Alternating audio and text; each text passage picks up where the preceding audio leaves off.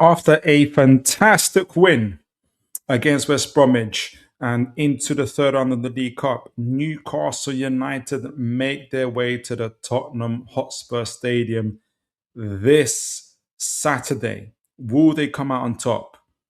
Find out right here on Toon Tactics TV, folks. Brilliant from Cher. And now Murphy could take on the shot. Fabian Cher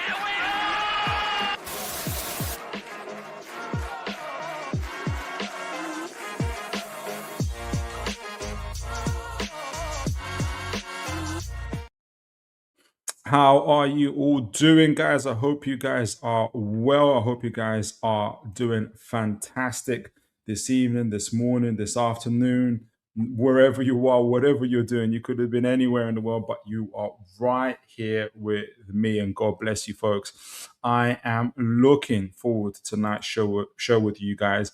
And later on in the show, when we're going to be doing the Spurs preview, we'll be doing it with my man Ashmatic from Spurs Kings TV. So lots and lots and lots to look forward to there. I hope you guys are well. I hope you guys are blessed. We will be planning, just to let you guys know at the beginning, and I'll let you guys know throughout the show, to move the Tuesday show to Monday. I'm looking to start doing that from next week. So the Tuesday show would be moved to Monday. So you guys can look out for me on that day instead of Tuesday. So into tonight's show, before we begin doing the before we get into the Spurs match preview that's going to be happening next weve. I've got a lot to talk about, and I'm going to try and squeeze before Ash comes on at 8:30 today. A few transfer reports, some a little bit of. We're going to also, in terms of Bilal El Khannouss, Mateus Fernandez Pardo, some interesting stats from our game and comparisons in terms of counter pressing and pressing, and comparing us to the rest of the league. I'm going to talk to you guys swiftly about that. And then a brief review of the win against West Bromwich Albion. I want to get all you guys' thoughts on that. Good to see my man Kevin Hawthorne here from Lakeland, Florida. I always forget the time zones because someone said to me they're only an hour behind. I think that was South Africa, though. I don't know what time it is in Florida, but it's always a blessing to have international fans join the show. Let's get into the transfer talk and the transfer business, right? Now, on top of, we're going to talk a little bit later in a moment about, we spoke on Tuesday about Mateus Fernandez. We're going to move on to him a little bit later. But we've also had this fairly new report that came in yesterday. And I also released a scouting report on my X post on this as well. So guys, do look out for it. It's on my post if you haven't seen it already. But on top of the Mateus news, we've also got this from Hanif Ben Bakani, who was actually I think is a transfer journal as well, I think. But he was credited by the great Santi, who was a very well known and very respected transfer journalist himself. Hence where the credibility has come as well in relation to Bilal El Khannouss. Now, the reason why I've also kind of flagged Hanif Ben Bakani, I might be making a horrible assumption here, but just from the name, he could be Moroccan as well, which adds to it. So you guys will always know, I always like to look at media outlets from the players in question, hometowns and cities and places, and sometimes even saying kind of countries and place of birth, because obviously those are typically the ones who get the information. And also, if, say for instance, in Newcastle's case, there might be journalists who might know some of this information, but are asked by the club to keep, to keep a lid on it until it's time a little bit later. But they can't control what's happening outside the club. So I always look at this information. If you guys are aware of Hanif Ben Bakani, anyhow, he's from, Maidstone. My apologies.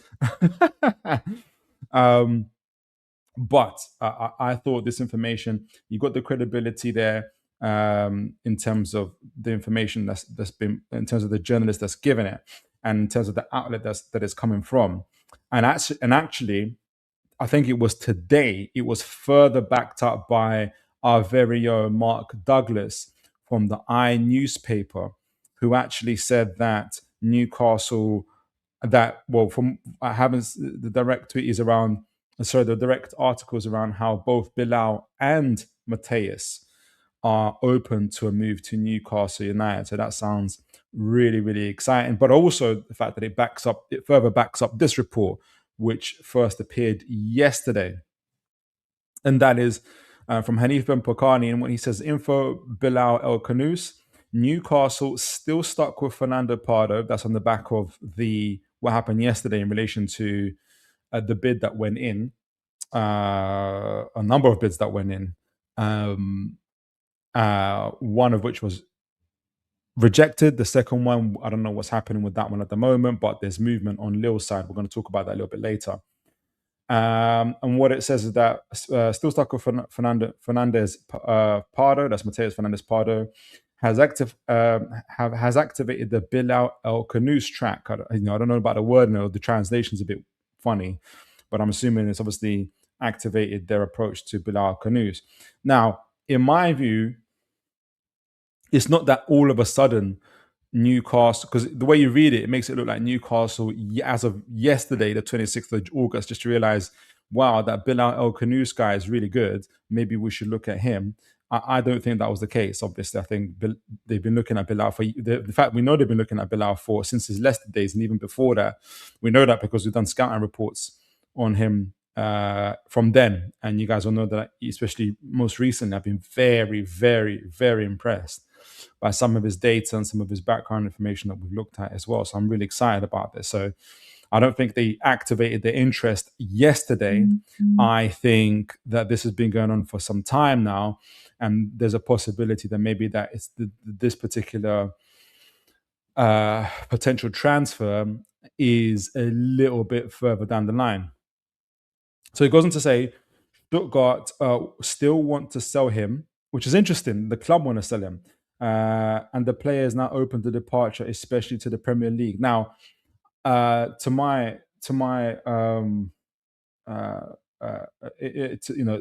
failure, I suppose, I didn't get to investigate. In fact, maybe I could just, well, I don't know. I didn't see why Stuttgart would want to sell him, because I think he's really, really impressive.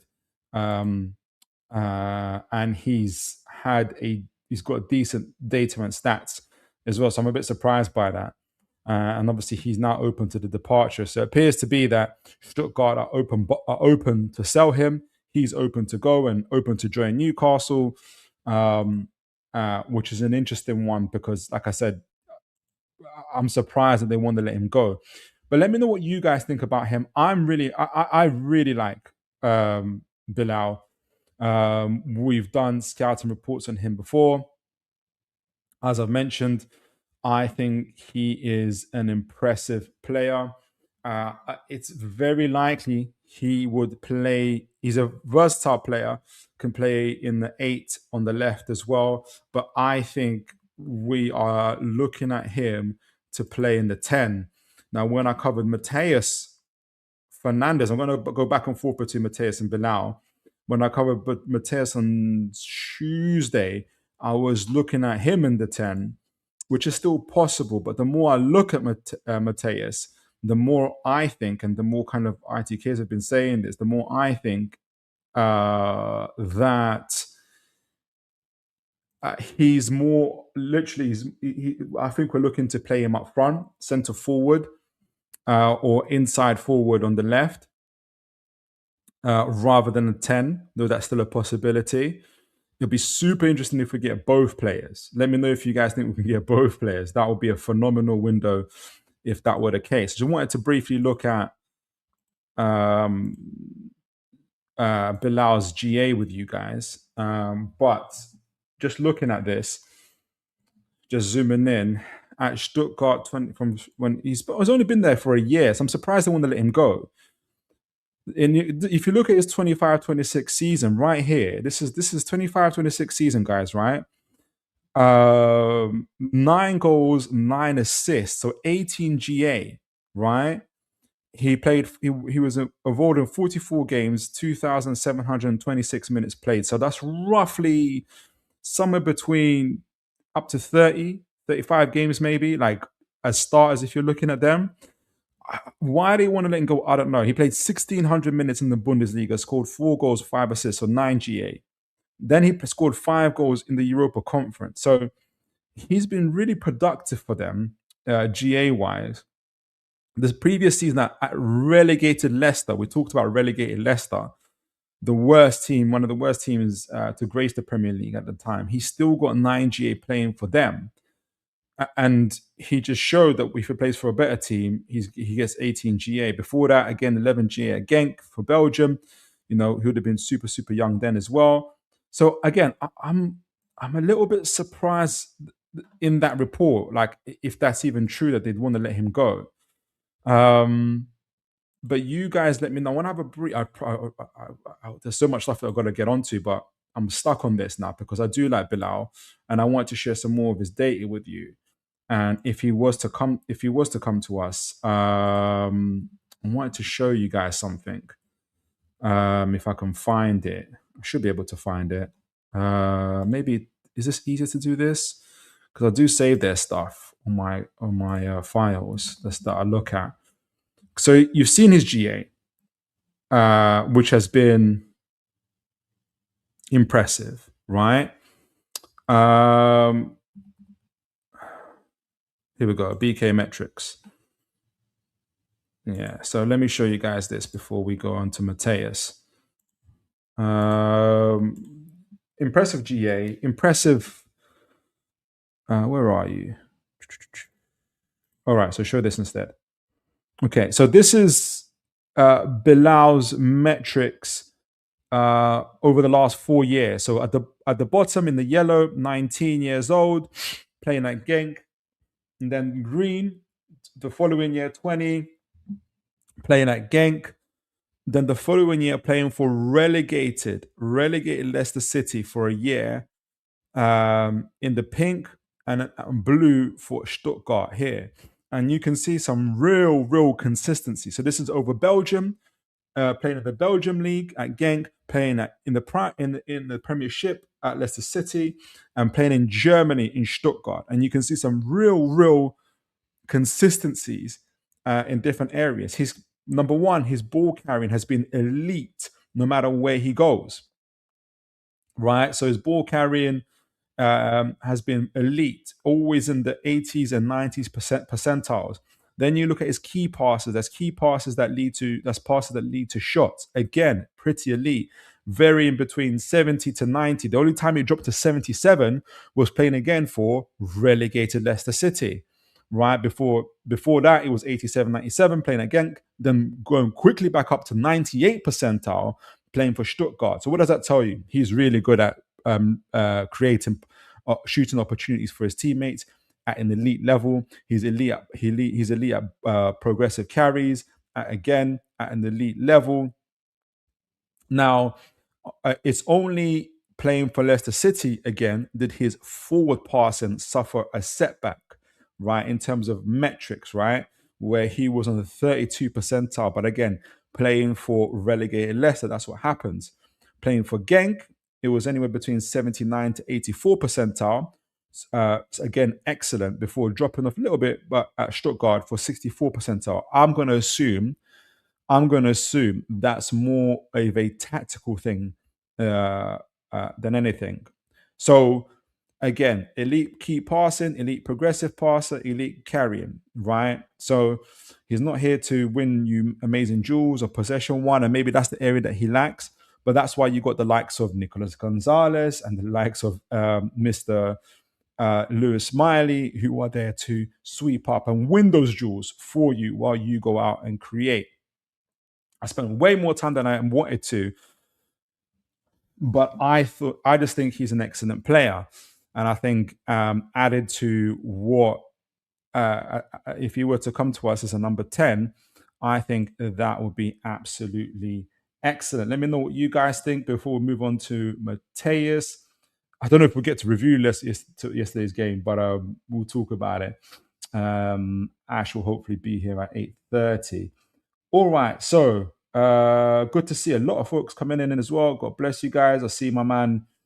I saw somebody, I didn't say, my man Gordon Bennett, God bless you. Says Evening Phil, my man Wilbur Shaw, God bless you. James, God bless you. Good to see you guys. Ash Kuhn, evening to you, God bless you. I will keep on. James says, Phil, your streams are becoming more depressing, to be honest. Wow. Why? I feel like my club just got promoted watching everyone getting multiple wingers, and I'm sitting here happy with Solace. He's had a good start.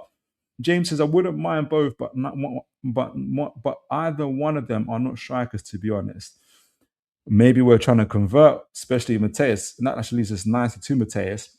Ash Kuhn says, James, he's a great midfielder. Hopefully he improves our midfield. Yeah, especially if he joins. Now, this is me quote tweeting Magpies24, who's quote tweeting a French report on Mateus Fernandez. I wanted to do that especially because there is news around Mateus's behavior with Lille. Now, it's an open secret now that obviously Newcastle United are well in for Mateus. We have made numerous bids from 45 to 60 million euros to 65 million euros, which has been rumored, and that Lille are holding out for 70 million euros.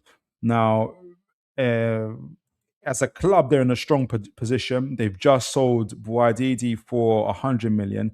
So they're not, they're not starving for cash. They're doing pretty well. And they have said before they would prefer to keep Mateus if possible. Now, Mateus has, from reading different information, Mateus has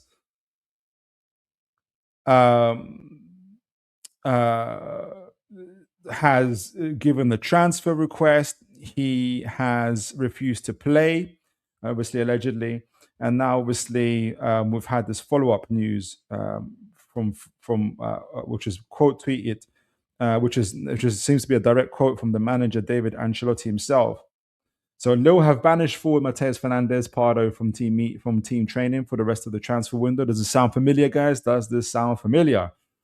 Manager David Ancelotti confirmed the disciplinary move, stating, we made a decision that he will no longer train with the group until, let me get this post up, to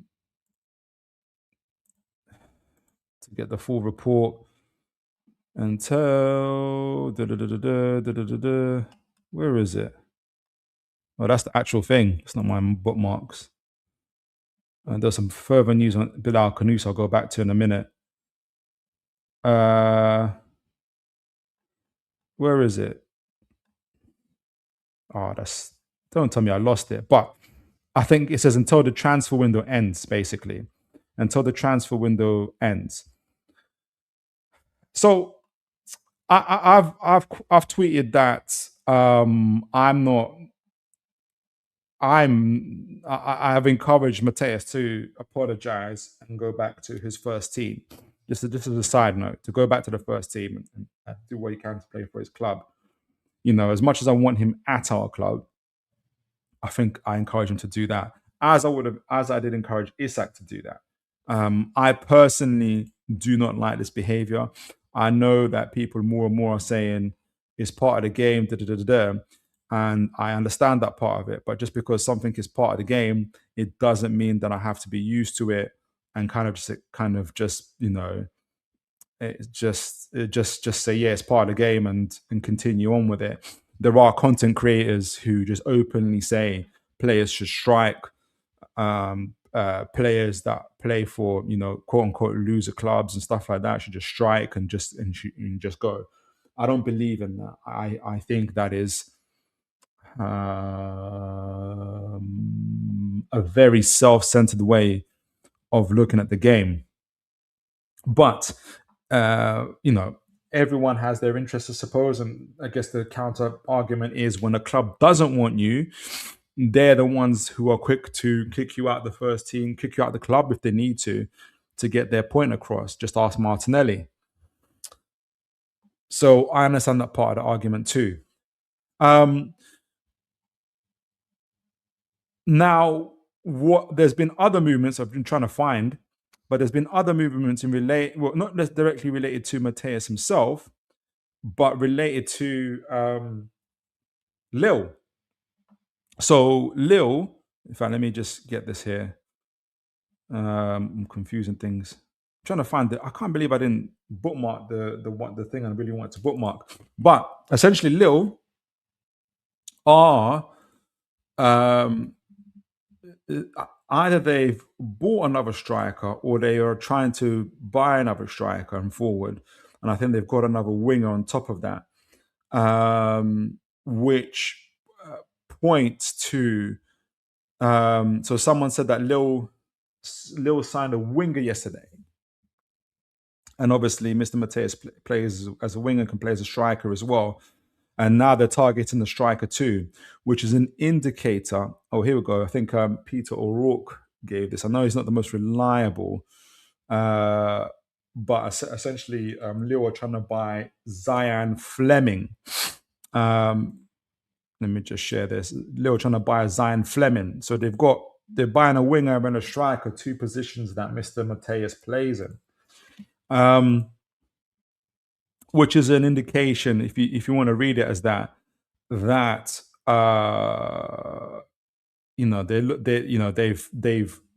agreed to the terms that Mr. Mateus is likely to leave. Obviously, the manager's already said Mateus is out of the first team until the transfer window ends, which is another strong indication that, hey, I don't want him around until this whole situation resolved. It's likely we're getting resolved. It looks like it's pointing towards a direction of an exit. We will see. So he's moving to somewhere, and obviously Newcastle are one of the clubs that are strongly linked to that move. And just to go back quickly to Bilal El Khannouss, there was also recent information. I have to go back to the bookmarks. Hopefully, it's in the bookmark section. This is today from Christian Vaquero, who's was new to me anyway, transfers journalist, has been pretty good.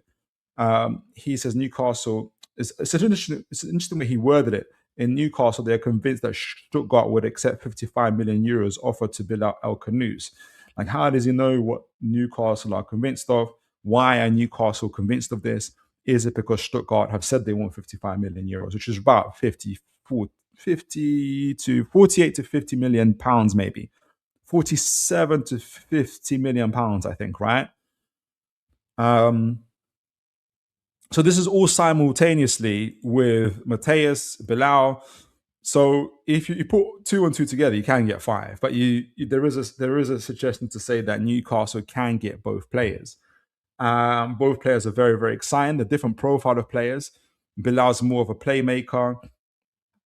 We've seen obviously a ball carrier, creator of chances. Mateus is more of a forward who can play on the wing, but he's more of a forward who can assist, who can score, who runs beyond the lines, a presser from the front, physical, big, strong type of player.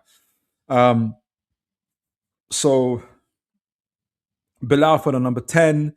Mateus maybe as a forward. I'm not going to just say striker to kind of make it, because I think that confuses things around a number 9. A forward who can play left, central, and on the right. And you now have a window where you've got your DM in González, your number 10 in Bilal Khannouss, another forward in Mr.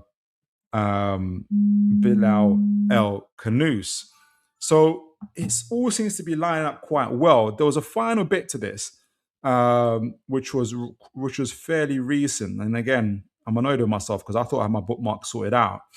But there was a recent report which could not. I won't go as far as just say it suggests this is going to happen, but I'm going to say could suggest that Newcastle are making space in their team for potential incomings.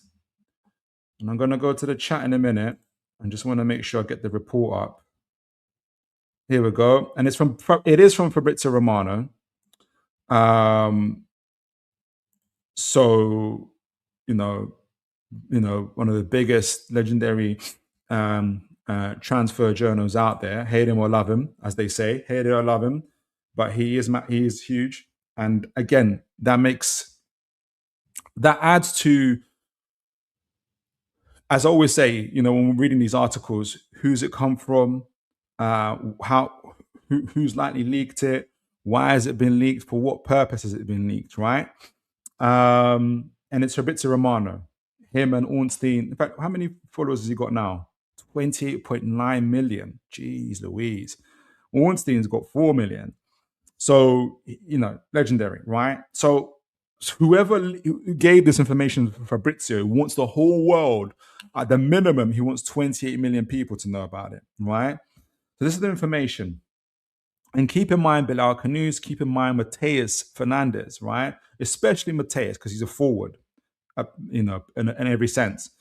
And this is Fabrizio. Exclusive, right? So Napoli made contact to Isak with Newcastle over the last 24 hours. In the last 24 hours, by the way, Newcastle have made multiple bids for players themselves to ask about Nick Woltemade availability on a loan deal. So nothing permanent. And the question of who likely leaked this information, well, Napoli. For me, Napoli did, right? I would say someone might argue it could be Newcastle to let them know that Napoli are interested. And then you ask yourself, well, what's the benefit for Newcastle to leak that Napoli are interested? Maybe to suggest and get it out there that, hey, to open up a market and say, hey, Newcastle are receiving inquiries for Woltemade, just to let you guys know. So that's a possibility. It could still be Newcastle. It could be Woltemade's camp saying, hey, I'm open for a move, guys. I got players asking for me. So there is that. There's 3 different options, but I'm going to go for Napoli. Napoli have easier option available, and that's maybe the next sentence kind of quantifies or adds to it. Napoli have easy options available with Mark Guy from Chelsea, but also explored Woltemade. And it's the last sentence that's interesting. Decision up to Newcastle. So this is what makes me think is Napoli, because they're doing public, in my view, public negotiation. They're saying, hey, Mark Guy is way easier for us to get, right? Because he's just there. He's available. He's probably been offered to them, right? But we are interested in Woltemade. So which it kind of, if I was to read between the lines, Mark Guy's a lot, easy options for us to get. He's been offered to us, but we would prefer and prioritize Mr. Woltemade. What say you, Newcastle? So we know that Newcastle have a number of offers for Woltemade, mainly loans from Dortmund, now from Napoli, from other areas. So this next 5-6 days is going to be very, very interesting. And we know that there's been links for Joe Willock to Besiktas. So obviously that leaves up room for Bilal El Khannouss, all these type of things. So even though Geisler says he wants Joe Willock to stay, I am not surprised by that. I think Willock is very, very, very much a Geisler type of player, in my opinion. And I think Willock is, and I think Geisler is a Willock type of manager as well. Some Lanier, God bless, he says, MJ said Volt is staying. I didn't see the quote for that. I did see him saying he's working very hard, but I didn't see him directly saying he's staying. Maybe if he said that's interesting. Ash says, it seems like Woltemade isn't having a great career with Newcastle. He's had a decent start. It's actually a very similar start to the other new strikers that came in, yeah. But he's just not.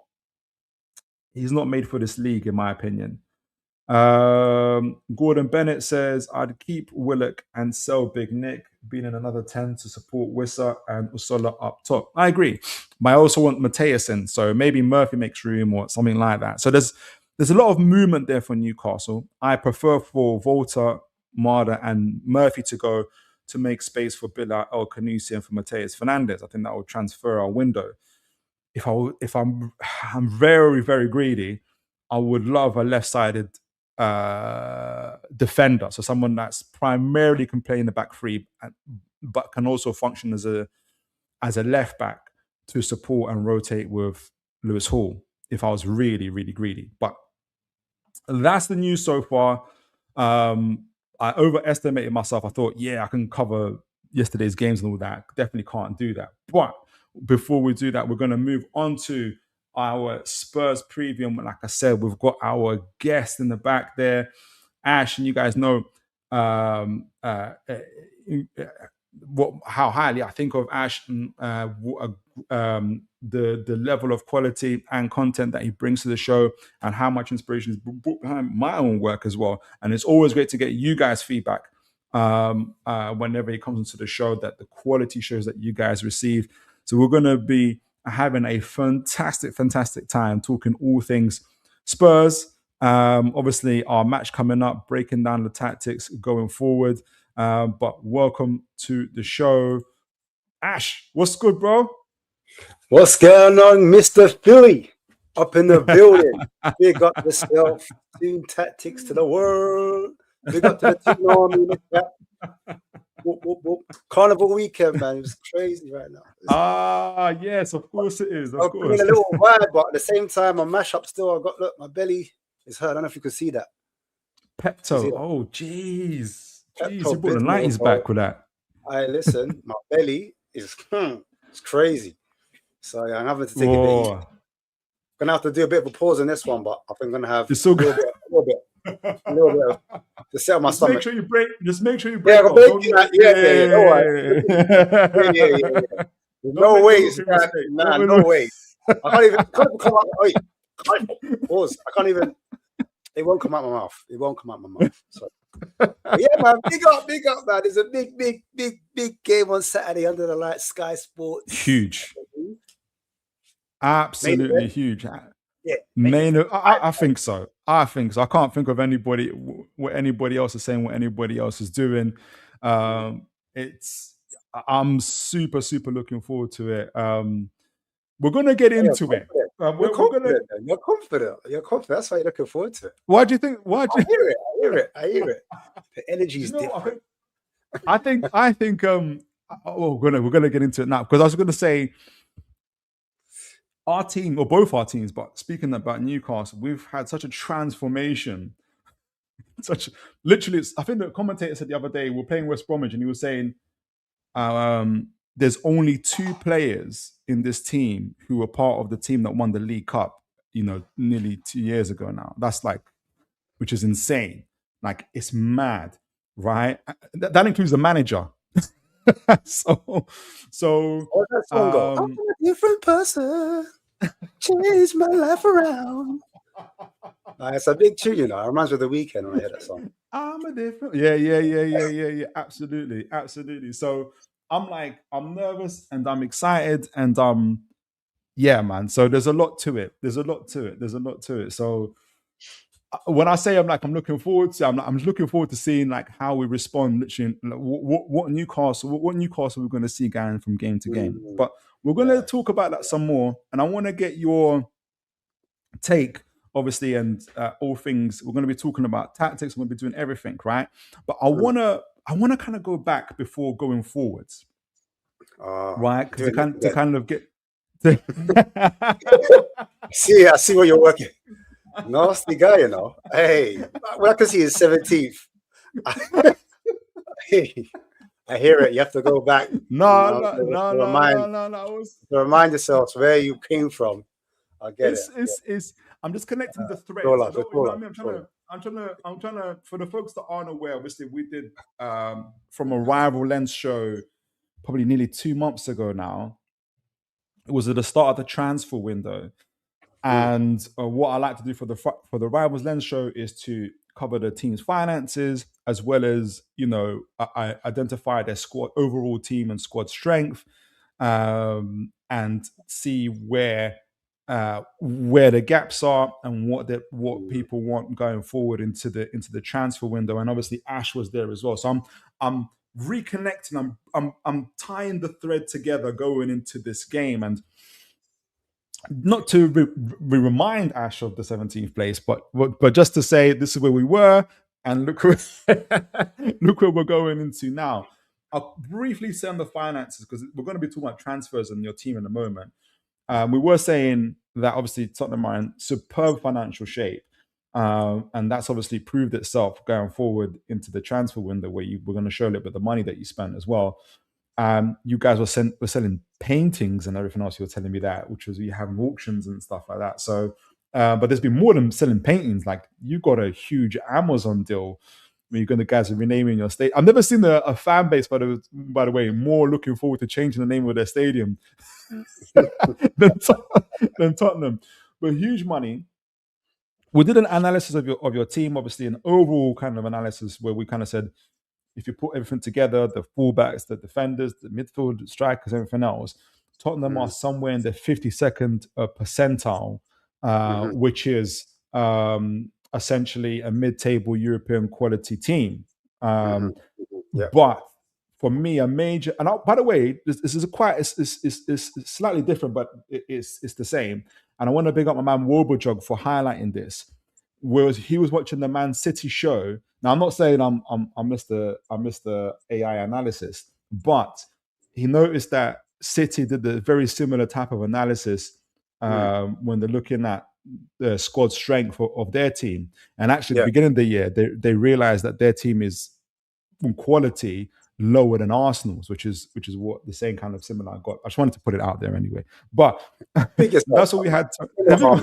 You ain't gonna do it. You will. Exactly. It's good to hear that. At least I'm not way off on things. So I'm going to get to the point. So 52nd percentile. But there was a huge, and like I was saying to you in the show, and you're obviously more than well aware of this. Context is around your injuries. I just don't think whenever I hear shows and information around Tottenham, yes, people mention the injuries, but from just doing it and doing my research on Spurs, it was just so significant in every aspect. Where, like I said, at any time of the season last season, you had 6 to 10 high impact. I mean, which means core players, not just like fringe players, loan players you play sometimes, players whose names you forget. No, core players that were out.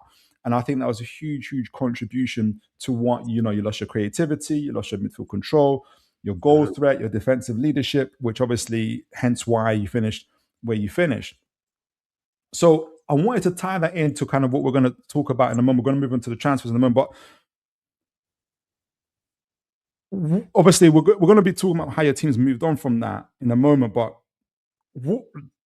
for you, what's been your thoughts like since then, like on Tottenham, and like your final thoughts on that season and what you was looking forward to going into the summer, just before your first track? Because I think maybe Tonali, you just bought Tonali when we spoke.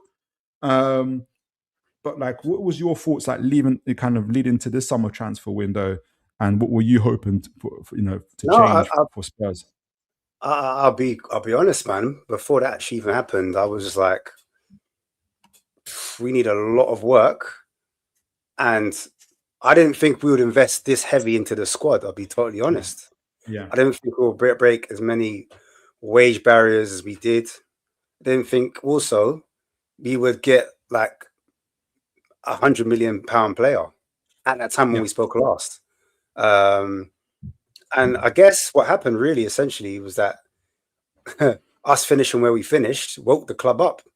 And it's two parallels, because the season before that, we had won the trophy and then we had like a massive open top bus. And the club were like, whoa, hang on a second. We've actually got a massive fan base. It's like they were sleepwalking. They realized the power they had, and they were like, you know what, we need to do something with this. And to be fair, like, Levy was in charge. Vinay had just walked through the door. And maybe for Vinay, it might have been a shock because he'd been working with the ops, innit? Been working with Arsenal. And then he was probably thinking, right, you know what? I thought these lot were baby boys, but they're actually pretty serious. So then maybe they were like, we need to change the messaging. We need to say that, well, we're serious about this. Well, we need to be like acting like a big club. But yeah, I just didn't think we'd go to this level where we put this much amount of spending towards our team. And clearly they've got ambitions where, to be fair, under Daniel Levy, we always wanted to be in the Champions League. That was his remit. Minimum top 5, or should I say minimum Europe, but top 4 as a club. For it to be financially sustainable, that was before the actual stadium started earning the money, like where we don't need to be in Europe necessarily to earn big transfer fees or pay big wages.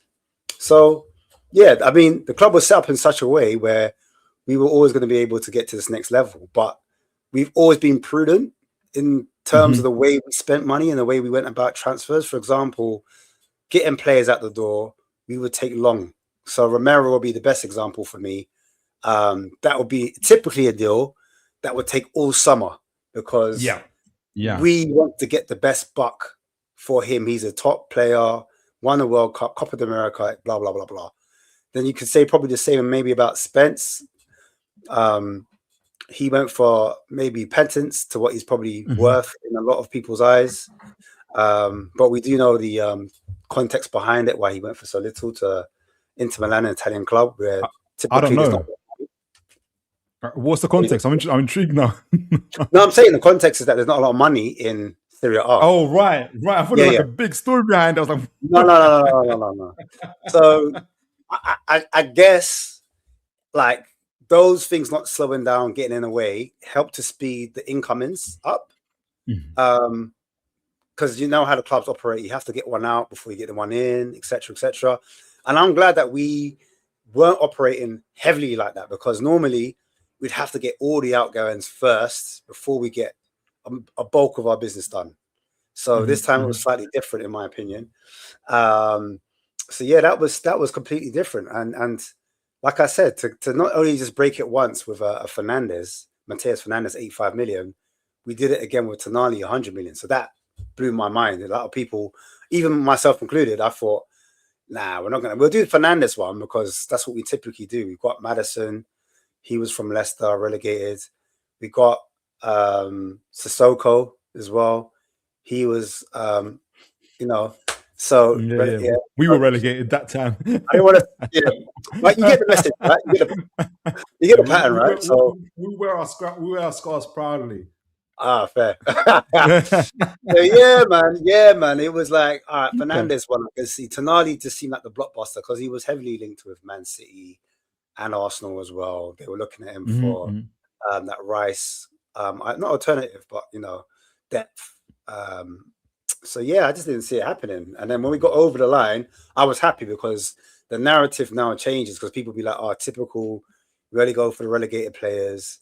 Me knowing that the relegated player was better, do you know what I'm saying? Which goes on to the player that you guys are linked with, who I would have loved, who's called El Khannouss. El Khannouss, for me, is the Maddison replacement. Do you know what I'm saying? A fit, younger Maddison in El Khannouss. I think he's the one that knits everything together. Can play out wide as well, if need be, but predominantly a 10, but could do the 8 role, could do the 6. He's just a good midfielder, technical. But Mateus Fernandes, I'm happy with him. Because he can also play as a 10, in my opinion, and we'll get onto that. So, yeah, like, I don't know if I've kind of gone off track, but No, you can't. There's a lot in this visual. You're like, you're gonna say something. No, but generally, like, we needed players in certain positions because of the injuries in key areas, being the midfield. I think the midfield was dominated by players that were young or coming back from injury. And I thought that was a big reason for our downfall last season. The midfield, the engine room wasn't quite working. It wasn't quite to the level where we expected a big 6, quote unquote, club to be, we were miles behind that in that particular area. And then obviously the front line also hampered us as well. When we did eventually get rid of Son, in my opinion, I don't think we replaced him. And I generally now think Matthias Tell was going to be the Son replacement, which is crazy to me, by the way. But I honestly think maybe they were looking at Matthias Tell as the future, someone with high potential. And yeah, he was going to be the one, because no one else came in after Matthias Tell, and he came right at the end of the window. And typically, that's how he used to kind of operate. Wouldn't do anything. We'd maybe do one sign in the beginning, nothing much in the middle, and then towards the end, we do something like, do you know what I mean? Either spectacular or just get someone in to appease the fans. This window feels completely different. Completely different. And I don't think we're done either, if I'm being totally honest. I know we're gonna yeah, go on. Yeah, no, I was gonna say we're gonna get to the next one. I want to talk a little bit more about your transfers, but yeah, like literally, I remember talking to you about like when we was doing this part of the show with you last time, and yeah, there was just so much going on. You finished obviously 17th. I feel like I feel like the potential of the team was what's the word? Covered by it because of the injuries. I know that there was issues around management as well. We didn't even mention that. And play style and things of that nature. So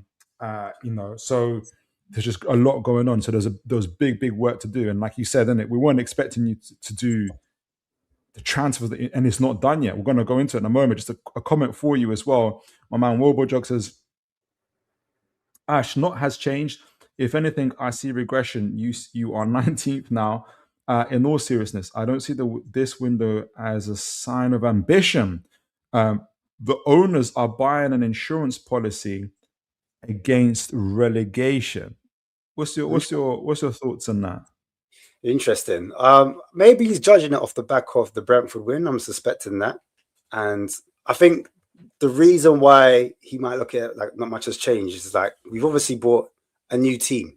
So that team for me has to take time to obviously gel, blend, understand relationships, blah, blah, blah. But essentially, Brentford got it right.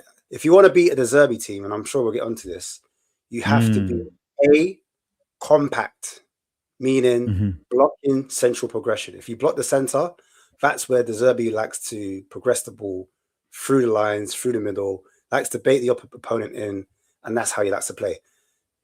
When you go man-to-man, you press aggressively, that's how you play against a De Zerbi team. And that team that we put out struggled. But in my opinion, that team was worse than a team that almost got relegated in the final game of the season.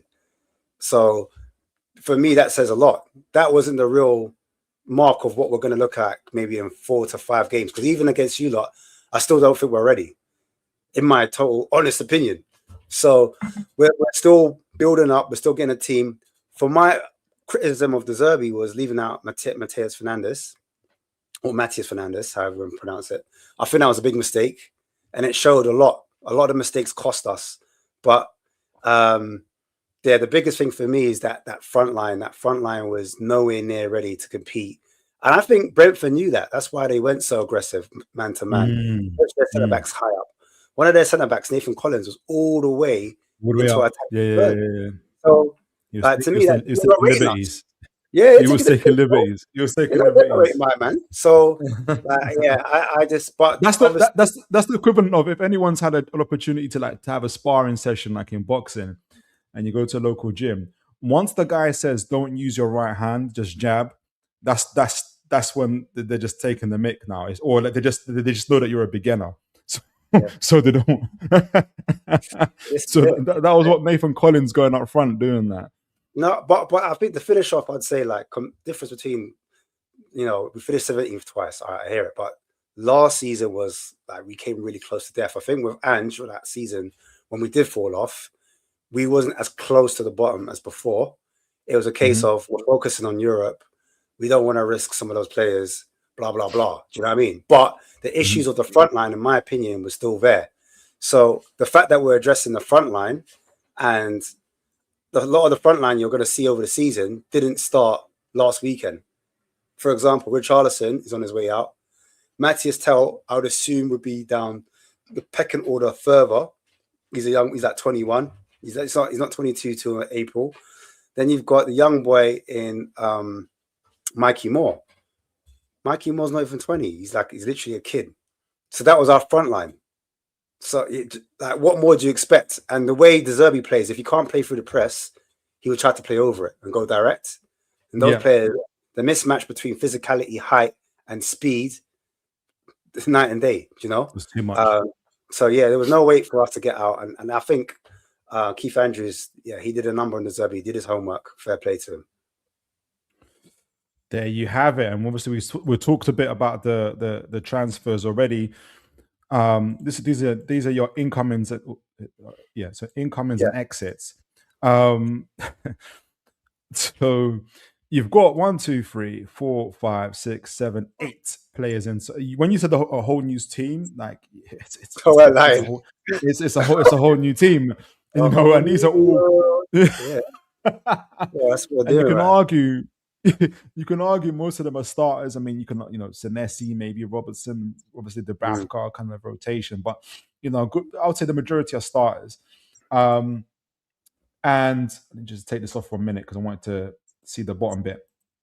Well, according to it's obviously transferwindows.com, which is got margin for error, put it this way, but it's saying you've spent about 355 million euros, which is about 330 million pounds. The average age of the players you brought in is interesting, 27 and a half, which isn't it isn't old, but it's not young. Like it's like on the peak of ages, which is what if I was to compare to Arsenal, which is what Arsenal players are getting into, but Arsenal are in a different stage where they're just trying to win now. And it goes back to the idea of you're not necessarily trying to win the Premier League now, but you're trying to. What do you think it means? And maybe it goes back a little back to what Warbojog was saying, and you kind of talked about it already, but and maybe it goes to I don't know if I want to go to expectations. Maybe it is expectations, but it's 27 and a half years. Like that's you might have a mortgage by then, you have a kid, you might have something by then going on in your life, right? These are older guys. So if you just took it as rather than kind of individual players, if you take it as a whole and maybe you look at the strategy behind it against the why do you think they went this route? I think I touched on it last season, the season before. We kind of went on a youth-centric model where we were trying to go get the 21-year-olds that buy it for the future, let them kind of grow into their peaks, so the team just grows together. And essentially that backfired because a lot of people were saying we didn't have any leaders, there wasn't much experience. And then how can you lay into an 18-year-old or a 19-year-old? How can you lean into a 20-year-old? Yes, you can mold them, but at the same time, have they got experience to say, this is what you do when it's tough? Like, who's there to pick their heads up? And essentially, that was running our midfield and our front line. So for me, that was a big, big no-no. And I think De Zerbi's come in, and the first game he played Archie Gray and Bergvall in the midfield against Sunderland. And we lost that 1-0. We didn't play bad, but we lost 1-0. Straight away, the next game, he took them right out the firing line. He said, you man, chill over there. It's time for the elders, isn't it? And he brought the elders in, and we managed to stay up. And I think him doing that just sent a message out to the board, like, I need players with experience that I can coach. I need players that have a different mentality, maybe a different, like, a leadership kind of quality towards them. So I think that's the reason why you've seen that age kind of jump up between where it was before and what it is now. So yeah, that's my estimation of it. I think he just wants players, leaders all over the pitch. Even when it goes back to one of our former press conferences, he's talking about, I want 5 captains. Do you know what I mean? So everyone's responsible. We manage, everyone manages themselves and others as well. And everyone's accountable. There's no one that can hide. I think there's no one because before players are hiding, not in this team. Yeah, and you've got Champions League, Premier League winners in here. You've got domestic cup winners in here, and I think to kind of add credit to what you were saying earlier, the average age of the players who are leaving is 23.9 years. So it's your younger players essentially that are leaving and being sold. Obviously, got Christian Romero there as well. But if you're talking about overall, those are the players. So that I don't know what the total age of the average age of Tottenham would be now, but I would imagine it's a little bit older. But just it adds to what you were saying. You're looking for experience, and you're looking to have that team that moves up. I think, and I said this on your show in Spurs Kings was, I assumed, and people can assume that, but then it made sense because we were talking about, for instance, Tottenham's infrastructure, which one of our panel members didn't quite understand what I was saying, but I think everybody else did, which is Tottenham's infrastructure. And while talking about Tottenham's infrastructure, someone might assume that after finishing 17th, to build your team up again, you have to take certain steps, build, get maybe development players or maybe one or two older players here and there and try and build kind of, get your team to at least try and finish top half. Whereas on the face of it, with the players that Tottenham have brought, these are like Champions League players. These are win now type of players. And, you're kind of missing a step in But you have to remind yourself, and like you mentioned earlier, I think you guys were in the Champions League 15 times in a row. Was it 15 years in a row? Was it 10 years in a row?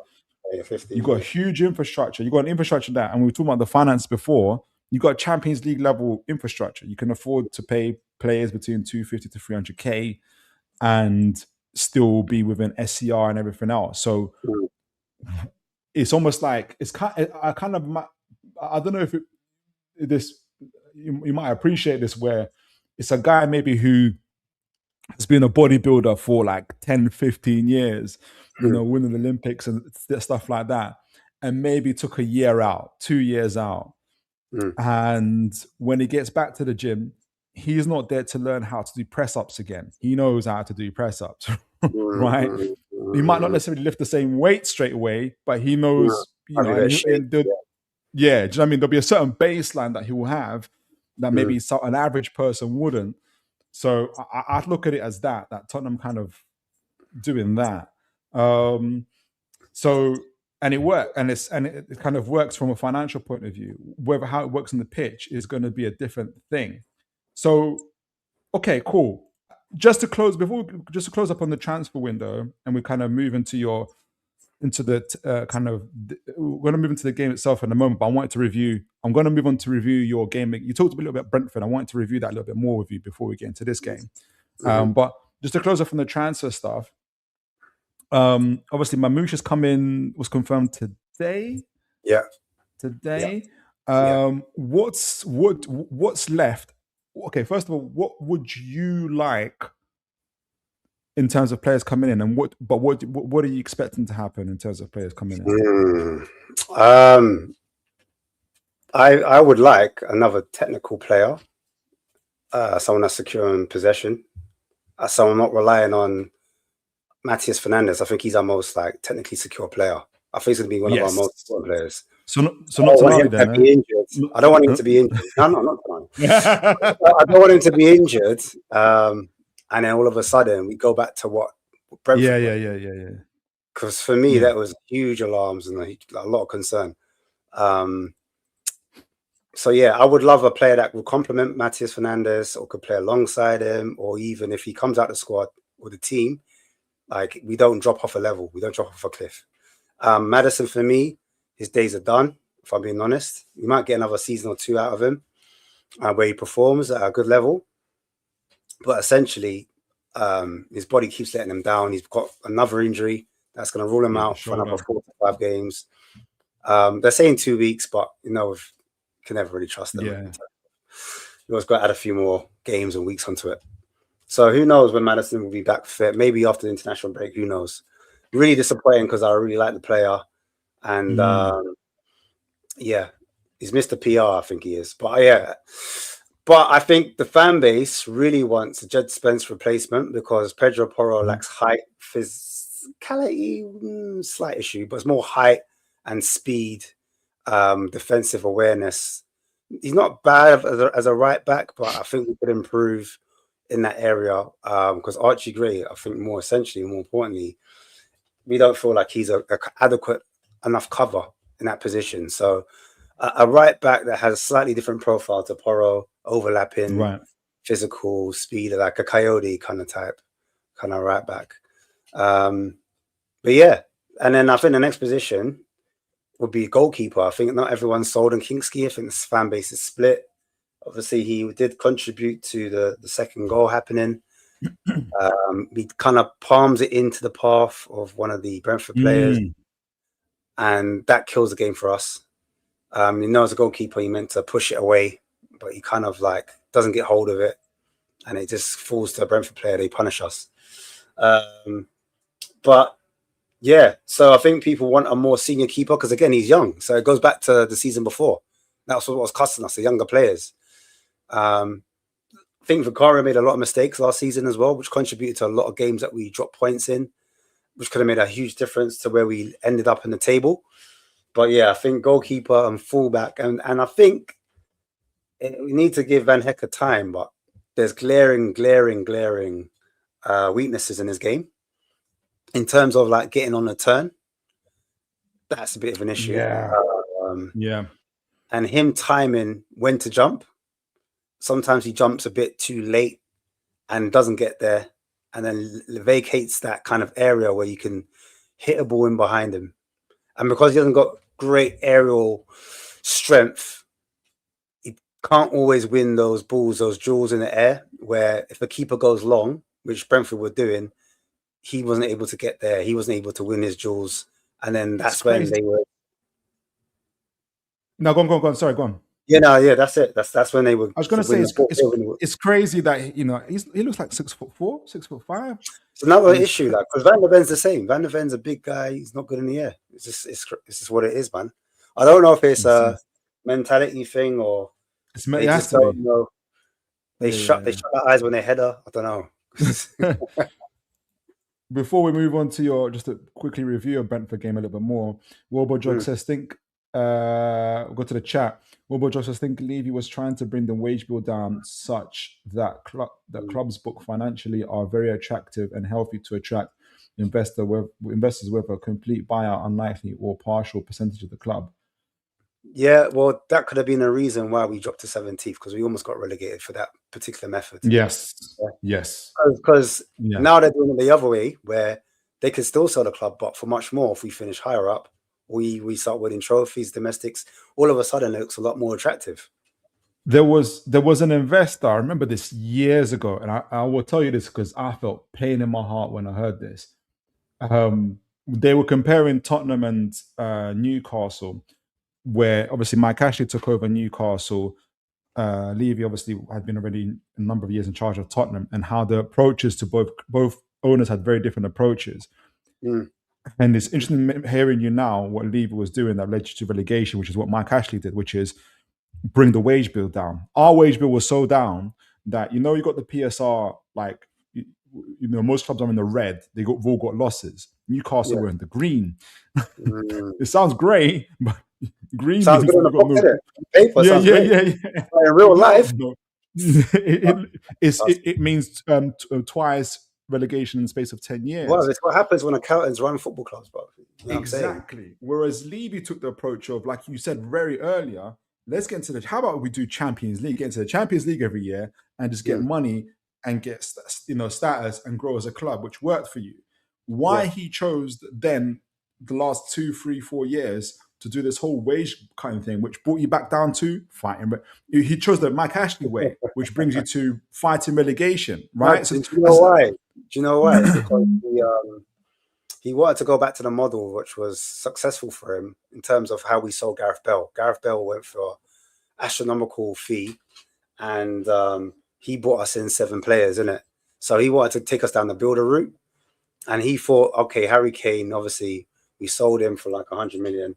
We need to produce players, if not for our academy, we need to find and scout the best players in and around Europe that are cheap, build them up for a certain price, and then sell them. So an example of that would be Vuskovic. Vuskovic went to Brighton. We bought him for like pittance, and we sold him for like 50 million. So it was like a 30, 40 million markup. Yeah. So I think that was the idea. You see, like Bergvall now, he was commanding a fee of over 50 million. We bought him for like down now. But yeah, I think that was the method of his thinking. Yeah, and it's he should just continue. If it's not broke, don't fix it. Essentially. Yeah. Now, I don't want to hang about too much in terms of obviously the Brentford game, but I wanted to get a feel for it in terms of like you spoke about it a bit earlier, where Tottenham are at and what happened. Obviously, you had your first game of the season. Do you use Ops and Analyst, by the way? No, I don't. No. Okay, so I used it before. I just haven't used it recently. I've done it. To do something. Okay. Yeah. Oh, nice. Okay. Well, okay. I'm gonna just flick through things that might have interested me, but let me know if you want to go to a specific section or anything. I don't mind because I wanna. There's a couple. I always love the passing maps. Everybody will know that I love the passing maps because it gives you two things. Say it again. So me too. Oh yeah. Cool. I thought it was Vukic again. I was like, Vukic, what happened to him? No. And for the folks I don't know, what the pass maps gives you, they give you a couple of things. They give you the average position of the players in the game. So don't look at it as they were exactly in this position at every phase, at every minute of the game. It's just the average, right? Exactly. And the lines in between, as you guys can see, some are thin and some are thick. What they show is the volume of passing between said players. So, for instance, this number 5, Senesi, and number 6, Van Heck, Tottenham's centre backs. Throughout the time they played together in this game, there was 27 passes overall, 14 from Van Heck to Senesi, 13 from Senesi to Van Heck. So you can essentially quite a very equal distribution in between them. Both are ball progressive centre backs. And then you can see the connection there with Tonali, where he received 15 from Van Heck. Oh, no, excuse me. He received like 12 from a number of passes. He had 15 pass exchange with Van Heck, and he had 20 pass exchange with Senesi. So you can what it allows us to show you guys is a pattern of play. I wanted to kind of show this. Now, obviously, this is Tottenham's one. I'm going to come to a question eventually, but this is Brentford's one, right? I chuckle because you said it earlier, Ash. Brentford were super central. Like there's literally hardly any width here, right? You've got almost on top of each other. Right underneath Yanel is Sangara. That's how close they are. You can't even see him, right? I'm going to zoom in. So they played super central with Nathan Collins and Aya just pretty high up the field as well, with Yano and Sangara in between. And then you got this cluster of players of Sade, Thiago, Jensen, and Lewis Potter, who I thought had a really, really good game.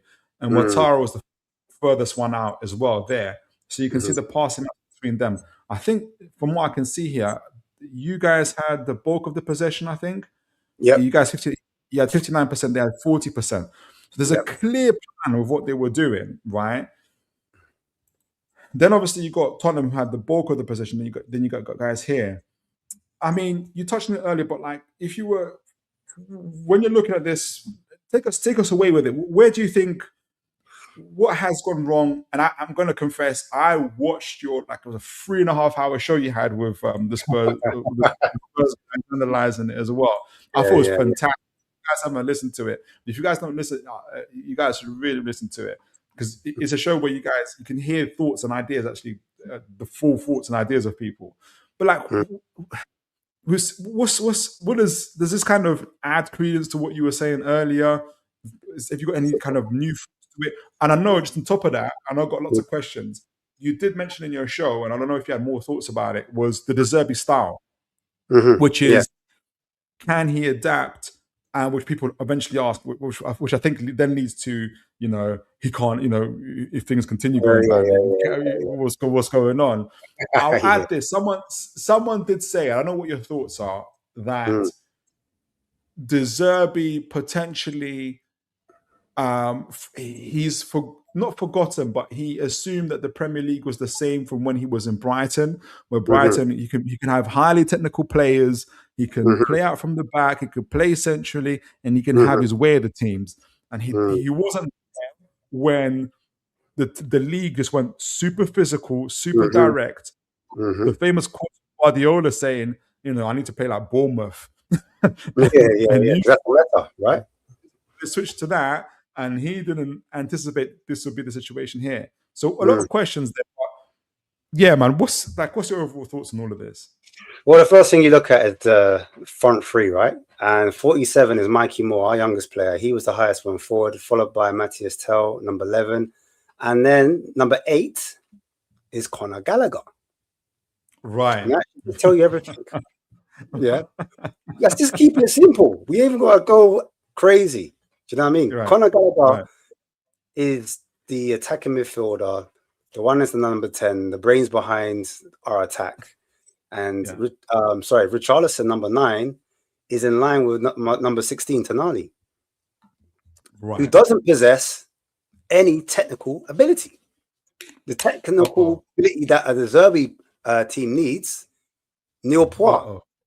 So you can already see how this was always going to end up in one way, Right.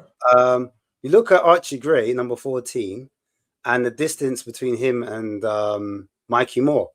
Both young, both inexperienced. One that hasn't even had a season in the Premier League, and the other, obviously, he came as a right back, but he says his best position is number 8. So already you've got 2 players. Are they defensively minded to cope with a Brentford? Do they have the physicality and the height between them? Do they have the understanding and the nuance? They call it OOP, out of possession play. Do they have that in their locker? Do they know where to stand? The Zerbi came out and he said the triggers were wrong. He said they weren't pressing at the right time. At times I saw Richarlison pressing by himself. No one was following him. And then when they got into the middle third, the press was already beaten. It was disjointed. And they had many ways to beat us. It wasn't just over the top, hit it long and hope for the best. It was pressing us. It was playing out from the back. It was short passes. Do you know what I mean? Sometimes they did play down the sides and hurt us. Do you know what I mean? But essentially, a lot of the play came down right, in my opinion, in the first half, which is their left. And then, again, I think they've got a player in Igor Tudor's fast. He's physical. He's able to stretch our back line. Van Hecker's not really fast. Senesi's not particularly fast either. They're not the most athletic back two.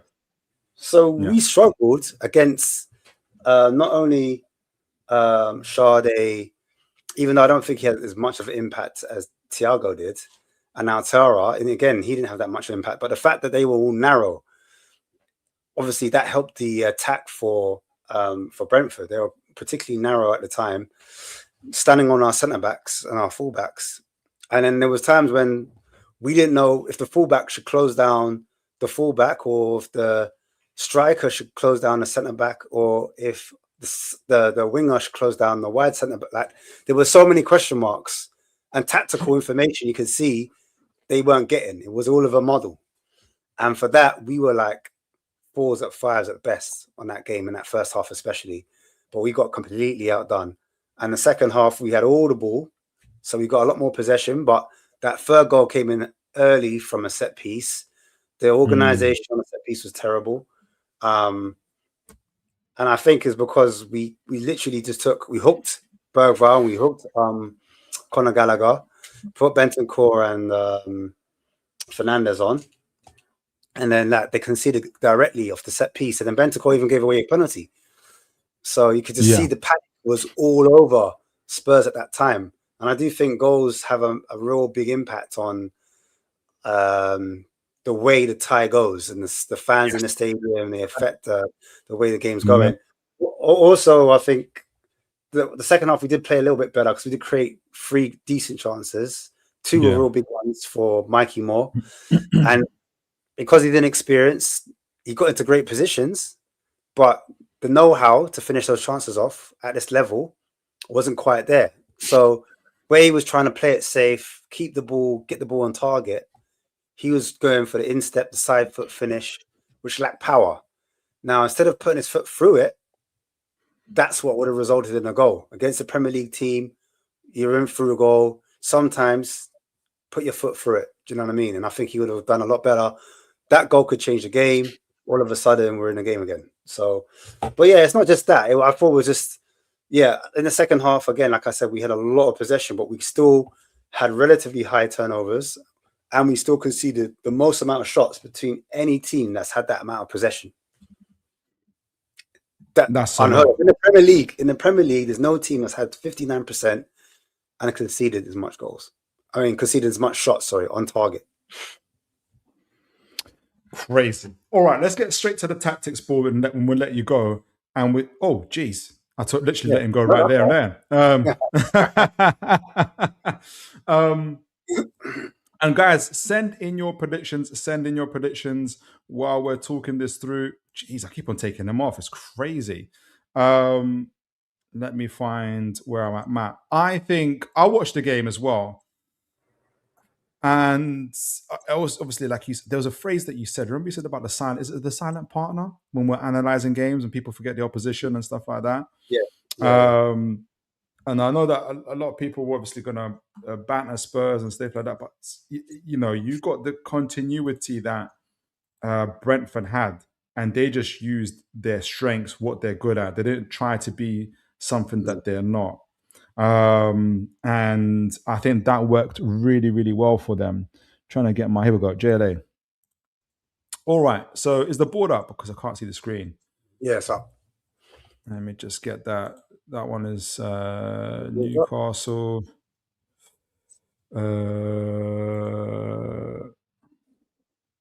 Hey, stop. I have to reset the whole. Yeah, JLA, man. We need you guys. I need to talk with you guys. You have a couple words to JLA, yeah?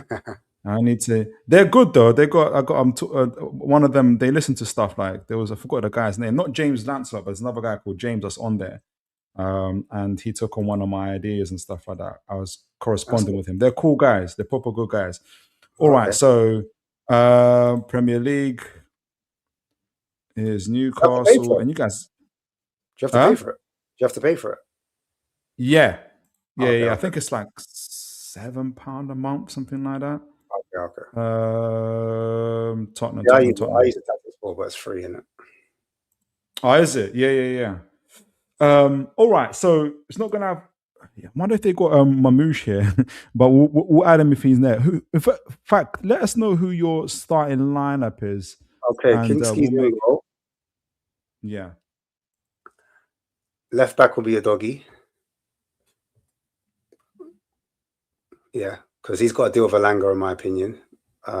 Even though I think Alanga will press onto Van der Ven. So Van der Ven will be the left-sided centre-back. On the right-sided centre-back, it will be Van Hecker. And then right back will... Oh, sorry, I'm going too fast. Mickey, VDV. No more Ben Davies. All right. All right. So Van Heck. So Van Heck. Yeah, and then Porro on the right as a right back. Oh, is he ready? Yeah. Yeah, he'll be ready for this game. Okay. Now let's go into the midfield. I think the double pivot will be Tonali making his return. Toon. Yeah. And here's where it gets interesting, because I don't know if he will use Bergvall in the pivot. I know he used them on the weekend. Sorry, yesterday in the 10. But I've got... we need to do the right side first. Oh, so you moved in the right side. More. Oh, so now Mikey, I'll get to the right side in a second. But the pairing, I think, in the midfield will be Tonali and Bentancur. Yeah, can you see it? Is it? Can you not see me changing it? I can see it. Yeah. So Tonali Mikey more on the left. So on the right, in the middle, yeah. So on the right, if we want to go to Mikey Moore, then let's do that one. Okay. I think it'll be Savinho on the right. Of course. I wonder if they got him there. I might have to create him. Yeah, I can see him. Is he? Yeah. Oh, raw! That was quick. They updated it quick. Fair play to you guys. They should have changed it to Savio though. We never got Savinho. We got Savio. The player formerly known as Savino. So Savio on the right, and then in the left. Oh, on the right. Yeah. Savio on the right. Yeah. And then on the left, it's confusing me because he's done it 4-4-2. But let's I'm gonna change it in a bit because the way you've done it. So on the left, I'm gonna put Marmoush. No, actually, I'm gonna put Tel. Sorry, I'm gonna put Tel on the left. I'm gonna put Tel. No. I'm gonna put Tel on the left. Where is he? As a 4-4-2 is completely thrown me off, by the way, because I'm so used to 4-2-3-1. I'm like, oh, we'll change it up. But yeah, let's just get the players in. So yeah, Tel on the left. And then okay, so you got the two now, the two up top. I think because you do the 10 first then, okay. So in the 10, this is where Marmoush could be handed his debut. So I'm gonna say Marmoush in the 10. Wonder if they got Marmoush in here. Oh, they ain't got Marmoush yet. Tuesday was today. Yeah, Tuesday was today. Yeah, Tuesdays. You can't be too harsh on them. All right, Marmoush. Yeah, I got a feeling he trained today. By the way, he trained with the team. Okay. Yeah, so it's gonna be Man City reunion. We've got González is playing as well. Yeah, and then up top, I'm gonna say Solanke. Okay. Yeah, I'm gonna stick with that. Yeah, this definitely isn't going to be the team I'm playing. We've got a few changes. You guys obviously beat who did you beat? You beat Charlton, isn't it? Yeah, Charlton. Right. Did you see? Oh, I've got Nico González. He's here. That's good. They've done the updates. Dedic has been very good for us. Yeah. All right, so it'll be Tel versus Dedic. I'll imagine. It'll be Tel versus. Okay, that's going to be an interesting one. So Dedic, Chow, Botman. Where's Hornicek? Hole on the left. Hole versus Savinho. Or Savio, sorry. Hole versus Savio. That'll be a matchup. So yeah, I'm trying to figure out. So hold on. Ramsey. Okay, so it'll be our double pivot of Gonzalo and Miley. Yeah. Yeah. And then if I get a 10, you might play Willock, man. What do you reckon? Or do you think he'll go for Ramsey? Yeah. No, he'll play Miley. Willock's pace in a 10 with Wisa in front of him. And then on the two wings, we're going to have obviously Alanga on the right and Barnes on the left. Yeah, that's the team I'll go for. I'm just creating the names there because it's just long finding them. I can't find them quick enough. So I've got Wisa as number 9. Yeah, Wisa's number 9. Got Willock number 28. He's having a great time. He is having a great time. So pace, isn't it? It's the fight Van Hecker, isn't it? So they could target Van Hecker. Exactly. Where is he? Elanga. And it depends, innit? Because a lot of people think you're going to sit back and do this low block thing, but I think you should just copy what Brentford did and press the hell out of us. Go man to man, press aggressively, force errors, don't let us play out. Because if you let a Deserby team play, you're asking for trouble. But at the same time, against Liverpool, it worked because obviously you had all that space to kind of run into. I also want to give credit to Liverpool. I think they were really good in possession. I don't think ideally we want. Again, we want to protect our centre, right? So if I'll just start off with us quickly, especially from your throw-in, if not from your throw-in, say like you guys from the goalkeeper, we will press. You'll have what I'm interested in is a couple things. So I think, are you guys still splitting the centre backs? Do you guys split the centre backs? Get these guys up like that? Yeah, we still split centre backs. Yeah. Now Van der Ven's pretty not very good in the build-up, so I think we're going to try and push. Yeah, they'll allow him to have the cover. ball. They'll push for him. They'll allow him to have the ball. So you'll press from your left, which is our right. So you'll cover shadow. Wissa will do a cover shadow of Porro, because Porro is decent in build-up, and Van Hecker. So you'll curve his run basically. Where would Porro drop in? Would he drop in like this literally, or would he try and stay up here? Would he go up? Or it depends, isn't it? But sometimes he hangs out wide to collect. But under the Zerbi, because we haven't seen it, it's a bit of an unknown quantity. Sorry. So I think Hall will be here. But there's an issue. There is a potential that he does invert, and he makes a midfield three where he has the double pivot of whoever the double pivot is, and then Porro comes in as an extra third man to create an overload in the back, in the build-up, essentially. Right, because you can't trust Van Heck, you can't trust Tonali in the build-up as much as you'd like, I think.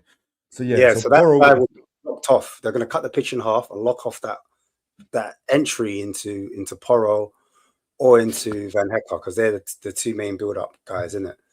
And then obviously you've got Tonali. Jeez, you might be in trouble with your build-up, man. So what I envision is them trying to play over the block. So what he could do is, instead of getting it into Van der Ven, he might skip him, play it into the doggy. He's going to be a little bit higher. Yeah. That's going to be risky. Needs must. Yeah, this is it. So I think he will play. I think he'll try to do that at times. Certain times, depending on who's up top, he will sting it into central, into like maybe a Solanke or Mamouche if he starts. And then that's another way out as well. Botman. Yeah. And then it's down to us to win those second balls, etc. I fancy Botman against Solanke. Do you think Savinho would invert or stay out? From what I've seen, it looks like he's staying out. It doesn't invert until... No, there'll be times in the build-up you invert, to be fair. I think there's times he'll be inverting in the build-up at times, but more time you'll see him out wide. Trying to isolate is the fullback, which will be Hall. And it'll be an interesting battle between him and Hall. Yeah, it would. On Saturday night. Where I'm confident is that with Gonzalo and Miley, we've got two... Say again? I said, no, he's a monster, bruv, in terms of like... He is. He's really impressive. And I fancy them, whether they meet Tonali and Fernandez head on, which I don't know, which would be a big battle. But Miley and Fernandez, I think it's going to be crucial for you, though. I think Savino, that battle against Hall and Savino is going to be crucial throughout the game, really, especially if we move it into the center of the pitch as well. I think that it's going to be interesting if I think you're right. Our best chance is, first of all, to press in the press. Yeah, that's our best chance. Because if we let you just play out like that, unless we're setting some sort of trap, like we're going to mid-block and we... What do you reckon? Yeah, like I said, I think you should press, and then there's times you could do the mid thing, you could do the mid block, but I would do whatever Brentford do as copy and paste. I'll be honest with you, so it's the best way to go man to man, be aggressive, and to press high up. Man, take some risks. I know you gotta go, but before you go, can you give me two things? What do you think? You're about to go into it, but what do you think is Newcastle's best chance of beating Tottenham? And what do you think Tottenham's best chance of beating Newcastle? I think give me your prediction at the end. Yeah. I just think for Newcastle, as long as they keep on doing what they're doing, being vertical, aggressive in the press, as I said before, I think Willock will be essential in that number 10 role, doing what Wissa was doing last weekend, creating havoc for Van Hecker. And then that gives Wissa some room, because Wissa's good at running in behind. Nico's got enough quality as well on the ball to find these players, to find the runners, to hit the diags, to hit the pops. He's really good at setting the tempo as well at times if you need to slow the game down. I really rate him as a player. Lewis Hall will be interesting as well. I think his overlapping runs will give Spurs a real headache on that flank. So Savinho might be pinned back and they might have some defensive work to do. So it'll be down to Tonali to stop him and Barnes. I think Barnes especially, he's going to have to pull over and stop Barnes from causing a lot of mayhem too.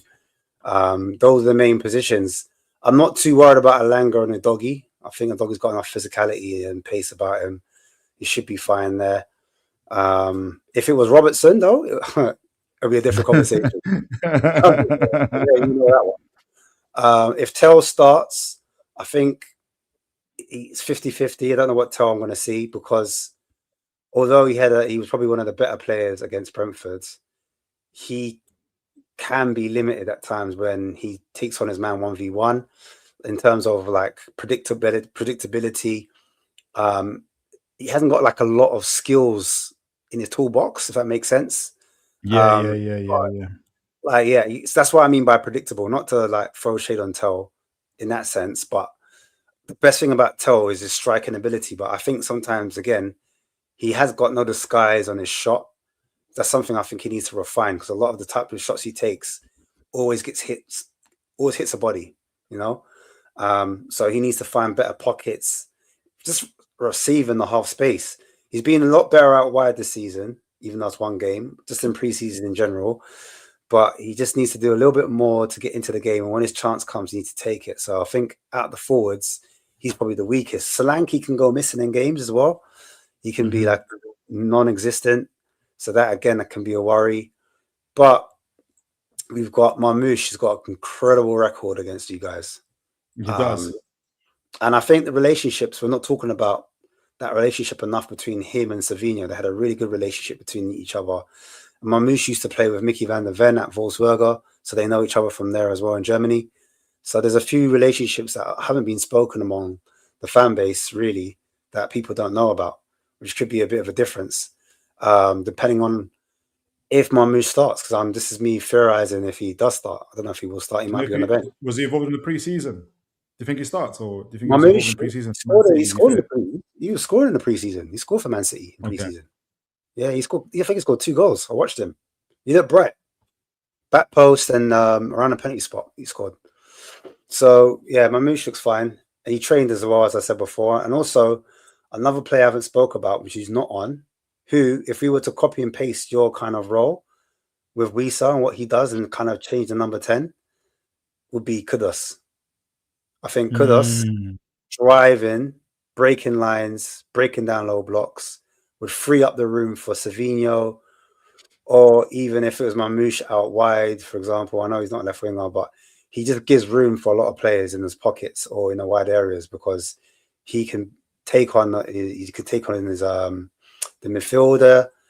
He's got the physicality to push them off. He can draw 2 or 3 players, and because he's central, he can go either way.